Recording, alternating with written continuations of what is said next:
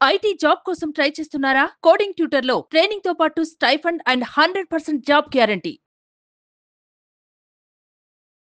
నమస్తే రామ్ సార్. నమస్తే అండి.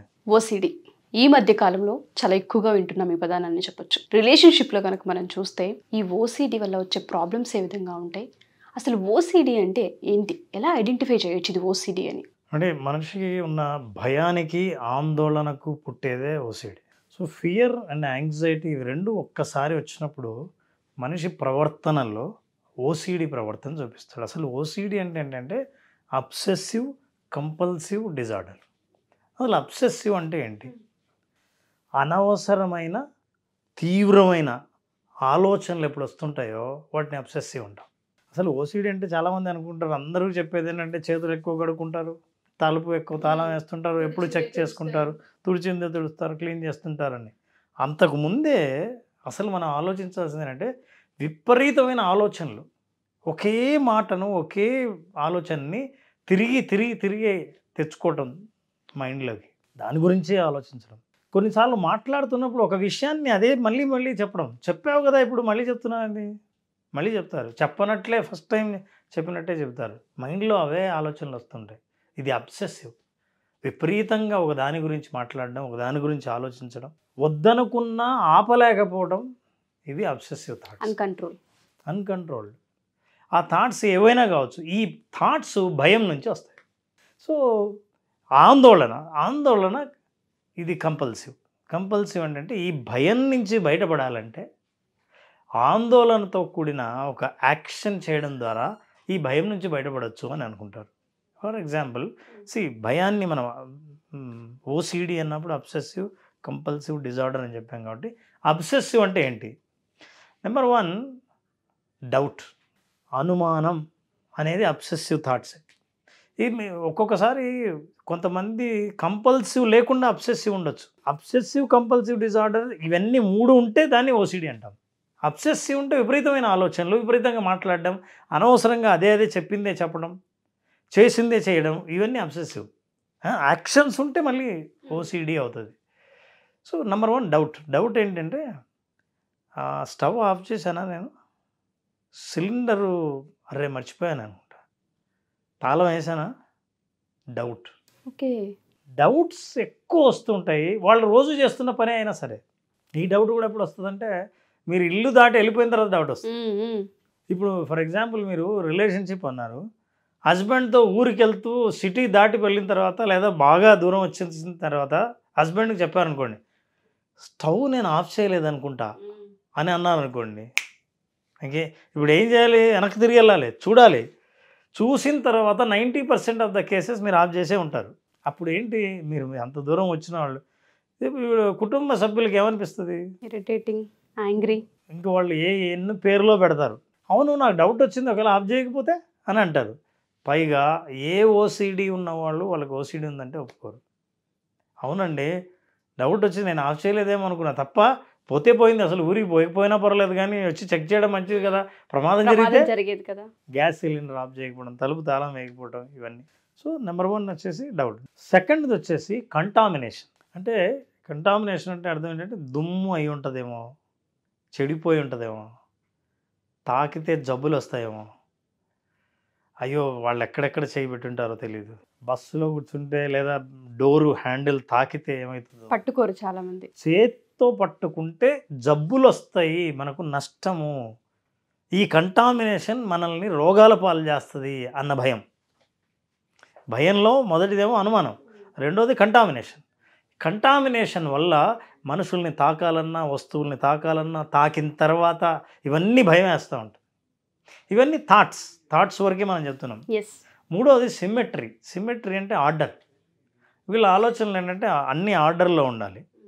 ఏవైనా సరే ఇంట్లో వస్తువులు పెట్టినా, ఇంట్లో మీరు చక్కగా ఏదైనా ఉందంటే ఎంత బాగా పెట్టుకున్నారో అని అంటారు కదా, యాక్చువల్గా మనకు తెలియదు కానీ కొంచెం అబ్సెసివ్. అది ఆర్డర్లో ఉండకపోతే వాళ్ళకి మనశ్శాంతి ఉండదు.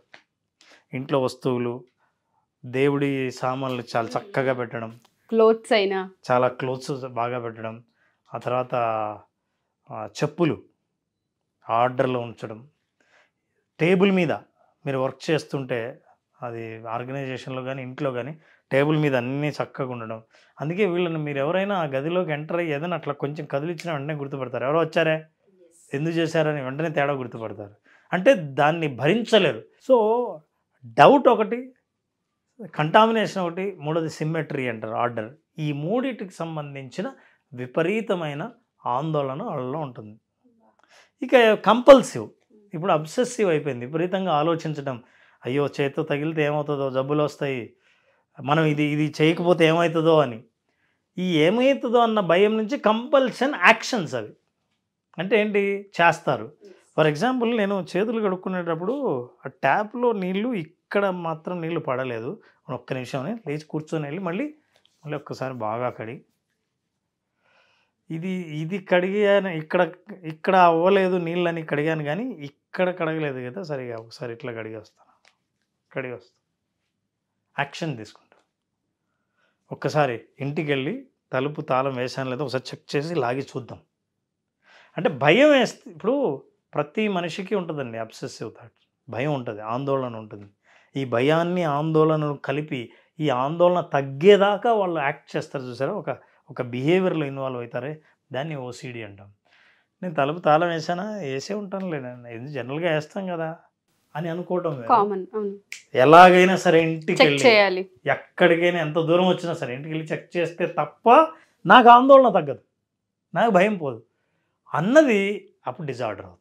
ఎందుకంటే ఇంకా నువ్వు ఇప్పుడు చేతులు కడుక్కున్నాను లేదా అయిపోయింది, కానీ ఫలానా చోట కడుక్కోలేదు, కానీ మర్చిపోయా సోపు లేకుండా కడిగాను కదా, ఒక్కసారి సోప్తో కడదాం. సోపుతో మొత్తం కడిగిన తర్వాత తుడుచుకొని అయిపోతే అందరూ ఓకే, అది చాలా ఆరోగ్యకరమైన లక్షణమే. నేను ఇక్కడ 4 సార్లు అన్నాను కానీ ఇక్కడ 2 సార్లే అన్నట్టున్నానే, ఇంకొక 2 సార్లు మళ్ళీ ఒక్కసారి 2 సార్లు బాగా గట్టిగా అన్నామని. ఇప్పుడు చేస్తున్నప్పుడు ఈ ఒక్క అరచేతులు ఎందుకు, ఇక్కడ దాకా కడిగితే బాగుంటుంది కదా నేను అక్కడే. మీరు నమ్మరు, ఒక ఆరోగ్యకరమైన వ్యక్తి శుభ్రంగా చేతులు కడుక్కోవడం చాలా మంచిది, మంచి అలవాటు, కడుక్కోవచ్చు. మీరు ఒక 2 మగ్గులతో చేతులు కడిగితే వాళ్ళు కనీసం 7-8 మగ్గులు వాడతారు. ఏది కూడా ఆ విషయంలో భయం అనమాట. ఇప్పుడు ఫర్ ఎగ్జాంపుల్ ఎంత ఆకలి అవుతున్నా బయట పళ్ళు కొనుక్కున్నారనుకోండి, కడగందే తినరు, అసలు దాన్ని టచ్ చేయడానికి కూడా ఇష్టపడరు, భయపడతారు ఫస్ట్. తర్వాత మీరు ఎక్కడైనా సరే భోజనానికి వెళ్ళినా భోంచేస్తుంటే భోంచేసేవాడి అవతారాన్ని చూస్తారు, వాడి చేతుల్ని చూస్తారు, వాడు ఎక్కడ చేతులు పెడుతున్నాడో చూస్తారు. ఇవన్నీ అబ్జర్వ్ చేసిన తర్వాత ఆకలి చచ్చిపోతుంది, తినరు. వాడు ఎక్కడెక్కడ చేతులు పెట్టాడు. స్ట్రీట్ ఫుడ్ తినరు, బయట సరదాగా అందరూ ఎవరైనా షేర్ చేసుకుంటుంటే తినరు. ఎవరైనా టీ ఇస్తే మీకు చేత్తో ఇక్కడ కప్పు ఇస్తే తీసుకుంటాను, నువ్వు చేత్తో కప్పు చేసుకుని ఇస్తే నేను తాకను. సో ఇవి డిజార్డర్ లైఫ్. చివరికి ఏమైందంటే సొసైటీలో మీరు మామూలు మనిషికి దూరంగా ఉంటారు, అవకాశం ఉంటుంది. మీరు దూరంగా ఉండకపోయినా ఇంకొకరు దూరం పెడతారు. వాళ్ళని పిలవద్దులే, ఊరికే ఫంక్షన్కి పిలిచామంటే వాళ్ళకి పట్టుకోరు, పైగా మనల్ని అసహించుకుంటూ ఉంటారు. సో ఈ ఆలోచనల వల్ల ఓసిడి అన్నది చాలా సమస్య అవుతుంది. 90% ఆఫ్ ద కేసెస్లో వాళ్ళు ఓసిడి అన్న విషయం ఒప్పుకోరు, వాళ్ళకి తెలియదు. మీరు చెప్తుంటే అసలు నాకు ఫస్ట్ వింటుంటేనే ఆ విజువల్ కనిపిస్తుంది రామ్ గారు. అంటే అవతలు ఉన్న వాళ్ళకి ఫస్ట్ ఊపిరి ఆడదు వీళ్ళ బిహేవియర్ వల్ల. వీటి ఇంపాక్ట్ కొన్నిసార్లు పారిపోవాలనిపిస్తుంది, మీరు అన్నట్టుగా అవాయిడ్ చేయాలనిపిస్తుంది. రిలేషన్షిప్లో భార్య అయినా భర్త అయినా ఇంకొంచెం ఇంపాక్ట్ లెవెల్ మారే అవకాశం ఉంటుంది. ఎలా అంటారు ఓవర్కమ్ ఎలా? అండ్ నాకు ఇంకో డౌట్ ఏంటంటే, రిలేషన్షిప్ అని మాట్లాడాను నేను, ఇదే ప్రాబ్లం పిల్లల్లో కనుక ఉంటే పరిస్థితి ఏంటి? స్కూల్స్కి వెళ్ళాలి, కాలేజెస్కి వెళ్ళాలి, కెరియర్ పరంగా చూసుకుంటే జాబ్స్కి వెళ్ళాల్సిన అవసరం ఉంటుంది, వాళ్ళు కొన్ని ప్రాంతాలు ట్రావెల్ చేయాల్సిన అవసరం ఉంటుంది. పేరెంట్స్కి ఇది చాలా పెద్ద టాస్క్ అవుతుంది సార్. ఎలా అంటారు మరి? సోషల్ రిలేషన్షిప్ దెబ్బతింటుంది, మీకు ఫ్రెండ్స్ బాగా దూరం అవుతారు, మీతో ఏమైనా షేర్ చేసుకునే వాళ్ళు తగ్గుతారు. ఎందుకంటే వాళ్లకు కనిపించే మీరు మీకు కనిపించరు, అంటే వాళ్ళకి మీరు చాలా విచిత్రంగా కనిపిస్తారు. ఓసిడీలా అని వాళ్ళందరూ తెలియకపోవచ్చు, కానీ మరీ ఓవర్ చేస్తారు అని అనిపిస్తుంటుంది. మీకు అదేం ఓవర్ అని దీన్ని సమర్థించని వ్యక్తులతో మీకు కూడా మాట్లాడాలని అనిపించదు. సంబంధాలు, మానవ సంబంధాల్లో ముఖ్యంగా సామాజిక సంబంధాలు మీకు బాగా దూరం అవుతాయి. అవతల వాళ్ళు మిమ్మల్ని ఈజీగా జడ్జిమెంట్ చేస్తారు, జడ్జిమెంట్ చేయడం వల్ల మీరు బాగా దూరం అవుతారు. రెండోది, ఇట్లా చేయడం వల్ల నేను మీరు నమ్మరు, కొంతమంది పేషెంట్లను చూస్తే ఇవి ఎర్రగా అయిపోయి చర్మం కందిపోయేదాకా కడుగుతారు. ఇంకా కొంతమంది ఉన్నారు, ఎవరైనా మగవాళ్ళు టచ్ చేశారనుకోండి, ఇంటికెళ్ళి ఆఫీస్ అయినా కాలేజ్ అయినా సరే ఎవరైనా సరే, అంటే ఇది ఆడవాళ్ళు చేస్తారనే కాదు, కొంతమందికి అట్లా ఎవరైనా టచ్ చేయకూడదు అని అనుకున్న వాళ్ళు టచ్ అయ్యారంటే దాన్ని గట్టిగా కనీసం అరగంట పాటు ఆ ప్రభావం పోయేదాకా, అంటే పోతుంది అని అనుకొని క్లీన్ చేస్తారు. దేవుడింట్లో దీపాలు పెట్టారంటే ఆ దీపాలు పెట్టిన తర్వాత పూజ అంతా అయిపోయిన తర్వాత అవి 2 దీపాలు సమానంగా లేవనుకుంటా, కొంచెం ఆర్డర్లో పెడదామని కొంచెం బాగా కొలిచి జాగ్రత్తగా పెట్టేదాకా అక్కడి నుంచి వదలరు. ఎక్కడైనా సరే వాళ్ళ కంట్రోల్ లేని చోట ఎక్కడైనా పూల హారం సరిగ్గా ఆర్డర్లో లేదనుకోండి, ఇట్లా ఉంది అనుకోండి, అది ఇట్లా చేసేదాకా నిద్రపో. అంటే ఇవన్నీ ఆందోళన. వీటన్నిటి వల్ల ఏంటంటే విపరీతమైన ఒత్తిడికి గురవుతారు, విపరీతమైన ఆందోళనకు గురవుతారు. సమస్య లేకపోయినా అది ప్రాబ్లం. ట్రూ. సమస్య ఏమి ఉండదు, కానీ సమస్యను సృష్టించుకొని క్రియేట్ చేసుకుంటున్నారు కదా. చేసుకుంటారు. దీంతో ఏమవుతుందంటే మీ రిలేషన్షిప్లో గొడవలు అవుతాయి. అవతల వాళ్ళు మిమ్మల్ని అర్థం చేసుకోవాల్సిన అవసరం లేదనిపిస్తుంది వాళ్ళకి. ట్రూ అండి. 2-3 సార్లు ప్రూవ్ అయింది, నువ్వు భయపడిన దానికి అనుమానించిన దానికి నిజం కాదని తెలిసింది, అయినా సరే నువ్వు ఆ పనే చేస్తున్నావు అంటే ఇక నిన్ను వదిలేయడం మంచిది. స్నేహితులు దూరం పెడతారు, రిలేషన్షిప్లో ఏమైనా ఊరికే ఏమైనా చేసుకొని అని అనుకుంటారు, లేదా గొడవ పడతారు, నాకు నువ్వు వద్దంటారు. చాలామంది విడిపోవడానికి కూడా ఇట్లాంటి కారణం అవుతూ ఉన్నాయి. వినడానికి హాస్యాస్పదంగా ఉంటుంది, కానీ ఆ ఒత్తిడిని భరించే వాళ్ళకి, ఆ ఒత్తిడిని తీసుకునే వాళ్ళకి ఇద్దరికి మాత్రమే ఆ పెయిన్ తెలుస్తూ ఉంటుంది. నేను పర్సనల్గా మిమ్మల్ని అడుగుతున్నాను రామ్ గారు, రిలేషన్షిప్ ఒక ఎత్తు అయితే పిల్లల్ని ఇంకో ఎత్తండి. ప్రపంచాన్ని చూడాల్సిన ఆ వయసులో పొరపాటున వాళ్ళకి గనక ఇది ఎవరి దగ్గరన్నా చూసినా పదే పదే చేస్తున్నది అడాప్ట్ చేసుకున్నా చాలా ఇంపాక్ట్ క్రియేట్ చేస్తుంది, అది కూడా నెగిటివ్ వేలో. పేరెంట్స్ దాన్ని ఐడెంటిఫై చేసిన, హస్బెండ్ వాళ్ళ భార్యలో ఐడెంటిఫై చేసిన, భార్య భర్తలో ఐడెంటిఫై చేసిన, మన దగ్గరకు తీసుకొస్తే దీనికంటే ఒక సొల్యూషన్ వెతికే అవకాశం ఉంటుంది అంటారా? ఖచ్చితంగా అండి. ఇది ఇన్ఫ్లుయెన్స్ వల్ల ఇంట్లో వాళ్ళు ఎవరైనా అట్లా చేస్తుంటే అది తెలియక దాన్ని ఫాలో అయ్యి ఇదే నిజమని అనుకొని అట్లాంటి ఇన్ఫ్లుయెన్స్ పిల్లల మీద ఉండొచ్చు. ఎవరైనా సరే ఓసిడి అని తెలిస్తే కొంతమంది ఒప్పుకున్నా, ఇంకా కొంతమంది తెలుసా మీకు, నిజంగా వాళ్ళకి తెలుస్తుంది నేను ఎక్కువ చేస్తున్నాను, అనవసరంగా చేస్తున్నాను, కానీ ఎలా బయటపడాలో తెలియదు. ఖచ్చితంగా చేయొచ్చు. దీనికి లాట్ ఆఫ్ థెరపీస్ ఉన్నాయండి, లాట్ ఆఫ్ రీజన్స్ కూడా ఉన్నాయి. సో జెనెటికల్గా ప్రాబ్లం రావచ్చు, సోషల్ ఎన్వైరన్మెంట్ వల్ల రావచ్చు, రాంగ్ రోల్ మోడల్ వల్ల కావచ్చు, ఎగ్జాక్ట్లీ ఇన్ఫ్లుయెన్స్ అయ్యి ఉండొచ్చు, సో బ్రెయిన్ కెమిస్ట్రీలో ఇంబ్యాలెన్స్ వల్ల కావచ్చు. సో దీనికి థెరపీ జనరల్గా సిబిటి అంటారు, దీన్ని కాగ్నిటివ్ బిహేవియరల్ థెరపీ అని. థెరపీ ద్వారా వాళ్ళకు ఈ ఓసిడి నుంచి బయటపడేటట్టు చేయొచ్చు. అంతేకాకుండా కొన్ని ఎక్స్పోజర్ థెరపీ అని ఉంది, ఎక్స్పోజర్ థెరపీ ద్వారా రకరకాలైన థెరపీస్ ఉన్నాయి, టాక్ థెరపీ ఉంది.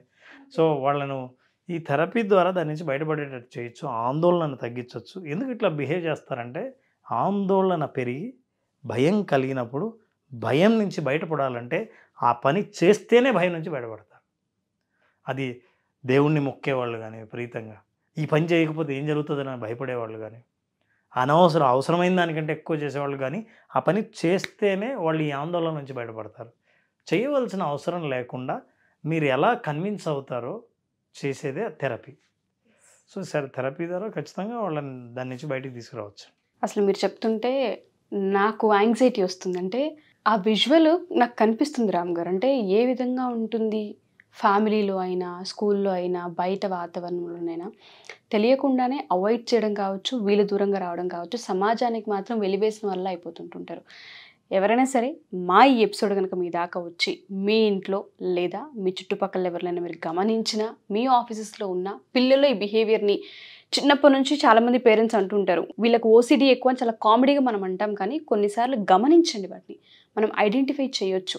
రామ్ గారు చాలా పాయింట్స్ చెప్పారు. అంటే వాషింగ్దే మనం చూసుకుంటే 1-4 సార్లు కనుక వాళ్ళు చేస్తున్న ప్రాసెస్లో మీరు అబ్జర్వ్ కనుక చేస్తే 2-3 డేస్ చూసిన తర్వాత అయినా సరే, ఈ వీడియో మీకు రీచ్ అయినాక ఒకసారి ఇది ఓసిడియా కదన్న కన్ఫర్మేషన్కైనా సరే మీరు కలవచ్చు. ఎందుకంటే చాలా పెద్ద ఇంపాక్ట్ని చూపిస్తుందని అర్థమవుతుంది. ఈ ఎపిసోడ్ చేసే ముందు నాకు కూడా పెద్ద ఐడియా లేదు, బట్ వింటున్నప్పుడు ఇంత ఇంపాక్ట్ ఉంటుందనేది తెలుస్తుంది. దయచేసి పేరెంట్స్ అయినా, స్టూడెంట్స్ అయినా ఇనిషియేటివ్ తీసుకోండి వీటిపైన. మీరు ఖచ్చితంగా మమ్మల్ని అప్రోచ్ అవ్వచ్చు. Thank you Ram sir, thank you so much.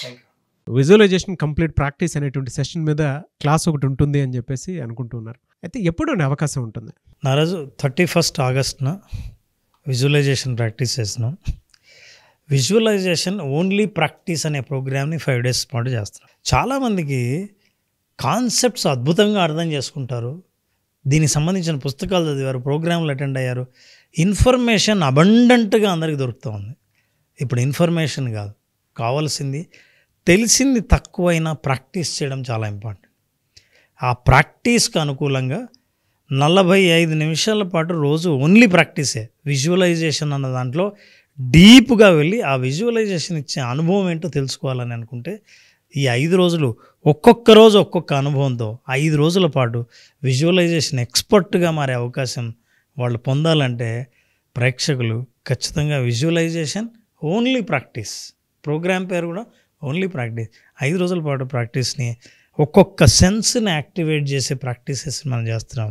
దీని ద్వారా relationship, money, career, personal life and anxieties and fears వీటన్నిటిని హ్యాండిల్ చేసే ప్రోగ్రామ్ని మనం 31st ఆగస్ట్న ఇంట్రడ్యూస్ చేస్తున్నాం. Very good sir. చాలామందికి చాలా సమస్యలు ఉంటూ ఉంటాయి. మనీ ప్రాబ్లం ఒకటికి ఉంటుంది, బ్యాడ్ బిహేవియర్ కొంతమందికి ఉంటుంది, అడిక్షన్స్ కొంతమందికి ఉంటాయి, కొంతమందికి నెగటివ్ థింకింగ్ ఎక్కువ ఉంటూ ఉంటుంది. వాటికి అన్నిటికీ solution, one stop solution visualisation practice అనేది. సో అది ఏ విధంగా అనేది మీరు కనుక క్లాస్కి అటెండ్ అవ్వాలి అనుకుంటే ఆగస్ట్ 31st నుంచి క్లాస్ ఉంటుంది. ఎన్రోల్ చేసుకోవాలి అనుకున్నటువంటి వాళ్ళు స్క్రీన్ మీద మీ కాంటాక్ట్ నెంబర్ కనిపిస్తుంది, దాన్ని మీరు కాల్ ఆర్ మెసేజ్ వాట్సాప్ చేసి వెంటనే ఎన్రోల్ చేసుకోండి. ఈ వీడియో లైక్ చేయండి, షేర్ మాత్రం తప్పకుండా చేయండి. ఇలాంటి మరిన్ని వీడియోస్ కోసం మా ఛానల్ ఫాలో అవ్వండి. Thank you so much Ram sir. Thank you Ram.